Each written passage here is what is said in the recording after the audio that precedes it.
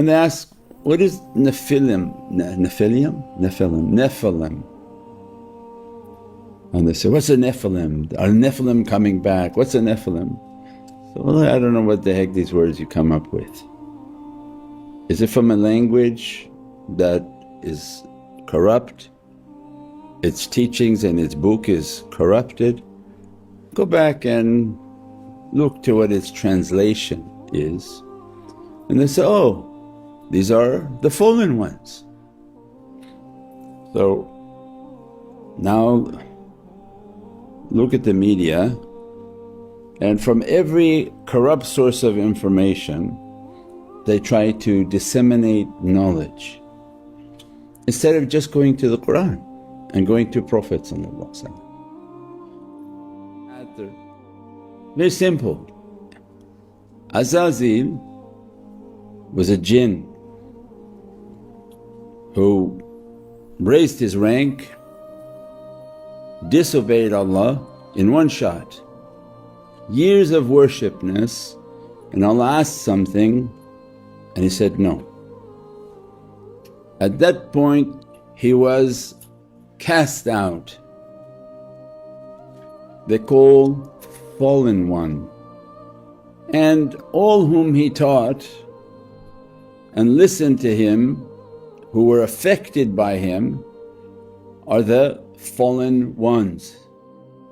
Prophet's teaching that as he was rising as a jinn and worshipping and rising, worshipping and rising and attaining knowledges because of the spiritual elevation and rising in his worshipness, angels began to listen to his talks. And we described before, this fallen one, the fallen ones, he had a character within him that he didn't know, and that's why Prophet gives to us, be careful for a blink of an eye. If you let your beast out, and that beast can cause you immense difficulty. And he has a character of pride and arrogance. Allah knows because Allah created this creature, and allowing him to do his worshipness and to keep spreading his knowledge, but with pride and arrogance hidden. And the angels were listening and listening, but before too much damage can be done, Allah gives the imtihan, the test, and mandates. After the arrival of Sayyidina Adam appears onto the scene with all these knowledges, and Allah begins to show Sayyidina Adam off that look at the knowledges he has. As a result of these knowledges, because he knows that the angels are being taught by Azazil, who is a jinn, not a fallen angel, he's a jinn who became shaitan and Allah cursed him. When Azazil saw that Allah was praising the reality of Sayyidina Adam and the knowledges of that presence, because of that light to the angels and all who were present of the jinn, bow down, make sujood. The command came as a sound from heavens, make sujood, and all but the fallen ones. Azazil did not bow because of pride and arrogance, could not even come into him to bow, and those that followed him and got contaminated by the knowledge, they also didn't bow. And as a result Allah cast them down, that you are kicked out of the heavens and cast down to the earth. from that example, it wasn't the knowledges that was the problem, but the vehicle in which it was coming to these angels was contaminated. Because of the character of Azazil that had a pride in his ibadah, pride in his being, and that knowledge was filled with that poison. So the ingredients or what's inside the glass could be holy. What you serve it in is where the poison could be. And as a result they were drinking from a poison cup, taking the character of Azazil. So when Allah ordered to bow, the character he didn't know he had within him did not allow. He did all his life bowing, but when God asked for one bow, one sujood, couldn't do it. And the others who followed incorrectly, shaitan, they couldn't do it. They were cast down. You don't have to read